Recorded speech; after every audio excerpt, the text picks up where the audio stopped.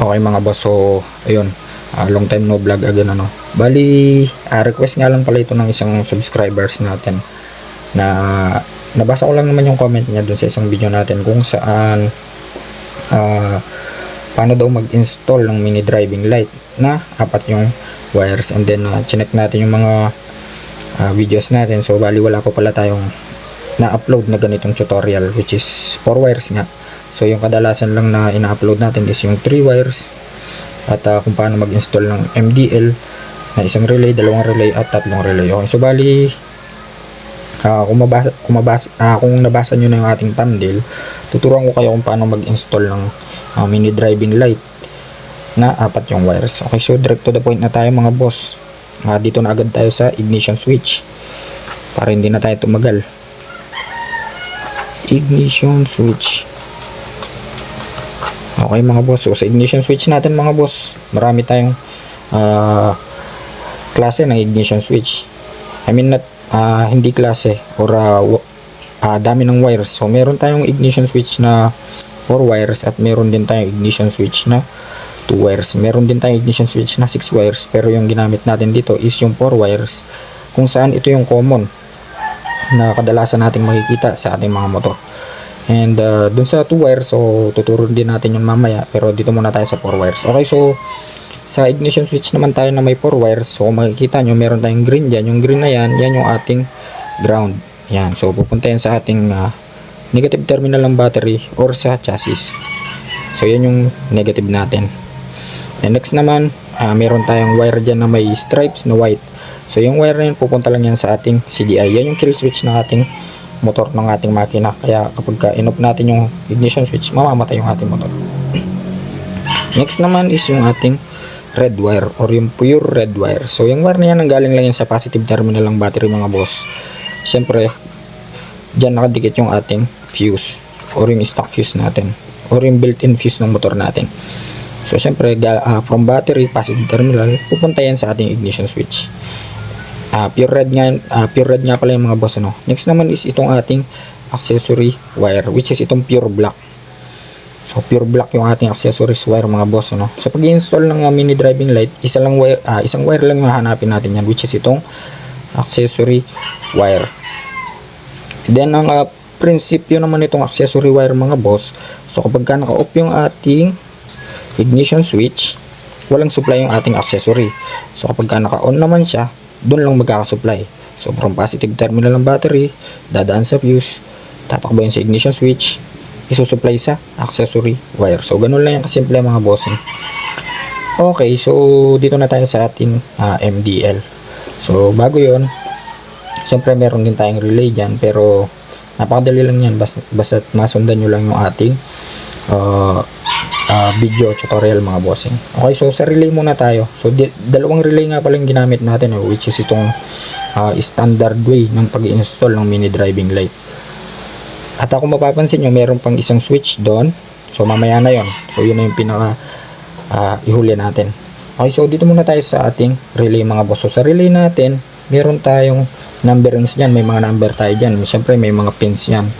Merong relay na 5 pins at merong relay na 4 pins. So yung 4 pins lang yung ginamit natin kasi nga mini driving light naman yung i-install natin. Okay, so sa relay natin mga boss, meron tayong number 30 dyan. Meron din tayong 86. Meron din tayong 85.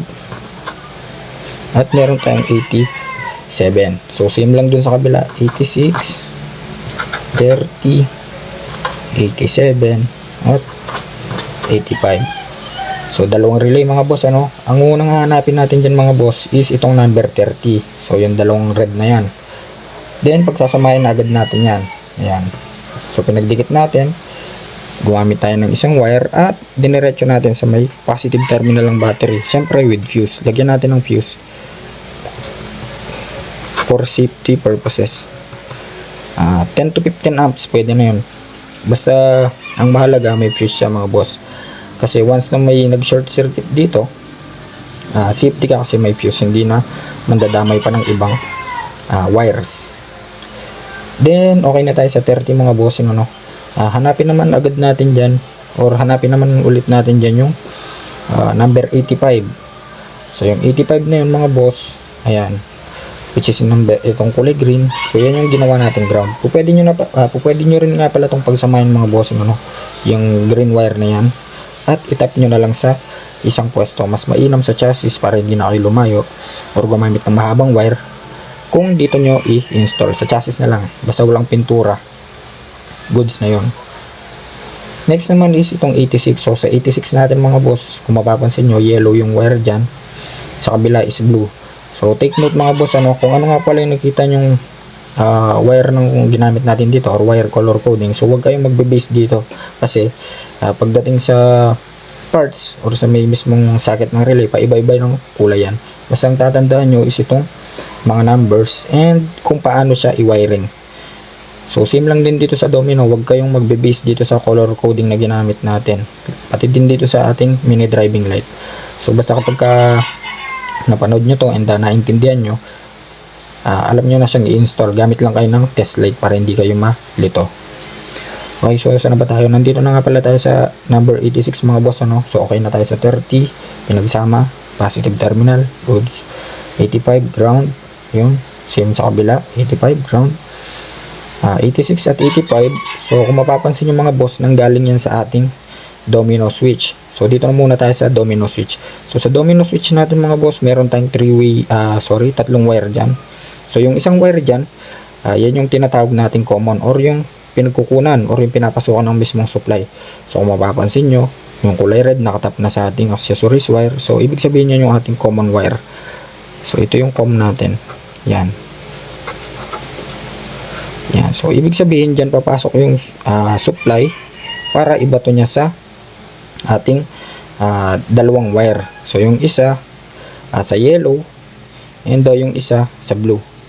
And dito nga pala mga bossing, kung mapapansin nyo, merong mga guhit dito, no, sa may mismong domino natin. Hindi lang siya visible kasi hindi ganun kalinaw yung kulay white. So kulay white nga pala to. So may isang guhit dyan, may bilog at may dalawang guhit. So kapag pinindot nyo yung for example itong isang guhit, ang matitrigger dyan is yung isang wire. So kapag pinindot mo naman yung dalawang guhit, ang matitrigger din dyan is yung isang wire. So bali ang pinaka-off nito is yung gitna. So kailangan nakastay lang siya sa gitna para mag-off yung ating mini driving light. So balik naman tayo dito sa ating relay, which is dito sa number 86. So sa 86 natin mga boss, take note mga boss, ano, sa relay natin meron nga pala tayong trigger na tinatawag dyan, which is itong 85 at 86. So yan yung trigger natin kung saan kailangan nito ng positive, ayan, positive at negative para mag-magnetize yung coil sa loob at maglabas siya ng load sa number 87. So yung 85 natin, siya na yung ground. Yung 86, so galing yan sa accessory wire which is positive, dumaan sa domino switch, binato sa kulay yellow na wire. So positive, negative, matitrigger yung relay natin, maglalabas siya ng output sa 87 which is itong kulay yellow din. So same lang dun sa kabila mga bossing, positive at negative, maglalabas siya ng output papunta sa 87 which is itong kulay blue, pupunta ngayon yan dito sa ating mini driving light. So pwede nga palang magkabaliktad doon dalawa mga boss, ano. Pwedeng yung 86 ang maging negative or ground, yung 85 ang maging positive. So pwedeng itong 85 ang manggaling sa domino switch. So ganun lang kasimple mga bossing. Then balik naman tayo dito sa ating domino switch. So sa domino switch mga boss, kung mapapansin nyo, itong yellow wire, for example, ito yung gawin nating high, yung yellow, kasi nga yellow na rin siya. Yan, high. Yung blue naman ang low. So pagka pinindot nyo yung isang guhit, ang matitrigger is yung high. Ayan, so kung mapapansin nyo itong yellow wire, ayan, kasi dito sa may MDL natin mga boss, meron siyang yun nga, kulay yellow which is high, meron din siyang white which is low. Kaya yun yung purpose ng ating three-way switch. So kapag pinindot mo yung high, yellow yung mati-trigger. So kapag pinindot mo naman yung blue, yung low ang mati-trigger. Okay, so goods na tayo doon. So ibig sabihin yung isang wire dito sa ating mini driving light, pinagsama na natin ayun, itong yellow. So yan yung high natin na nanggaling dito sa may relay natin na to, relay 1. So for example ito ay relay 1, ito naman yung relay 2. So ganun din sa kabila mga boss, kapag ka trigger tayo ng low dito sa domino switch natin, tatakbo naman yan sa kabilang relay. So mati-trigger is itong low, which is itong white. So pinagsama na rin natin yan, connected na yan, kaya dalawang white iilaw sa dalawang MDL natin. So ganun din sa high natin, so dalawang yellow iilaw sa dalawang MDL. So bali next naman, so sa MDL natin, syempre kailangan din ng ground yan para umilaw. So automatically meron na tayong negative dyan, which is yung kulay green. So pinagsama na natin yan, connected na yan sa number 85 na ating relay. So hindi na tayo lumayo. Ayan. So yan yung ating ground. So may ground na yung ating MDL, meron na rin siyang high at saka low. Next naman mga boss is yung pang port wire natin. So ito na yung pinaka question ng isang subscriber natin. Bali itong wire na to mga boss, itong pang-apat na to, yan lang yung passing natin. So meaning to say, yan lang yung passing wire, no? So ganun lang kasimple. So pwedeng yung passing wire natin, pwedeng pailawin niya yung white at saka yellow ng sabay. Okay, so ganun lang kasimple mga boss. Basta yung wire na yan, basta pagka nakakita kayo ng 4 wire, so ibig sabihin pang passing yung isa. Okay, so kulay black passing, so pinagdikit na okay yun, pinagdikit na agad natin dito, and bumili tayo ng passing switch. Kaya yan, so pinagsama natin dito at bumili tayo ng passing switch, nilagay natin sa isang terminal. Tapos yung isang terminal lang switch natin is i-connect natin dito sa may accessory wire natin. Kaya kapag naka-off yung ating MDL, so pwede tayong makapag-passing.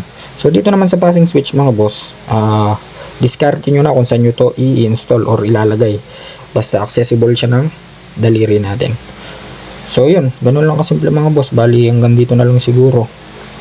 And kapag hindi nyo masyadong naintindihan, pwede nyo namang ulitin yung ating video para mas lalo nyong maintindihan. Okay, so bali hanggang dito na lang at sana may natutunan kayo. At kung nagustuhan yung video na to, so please like, share, and subscribe.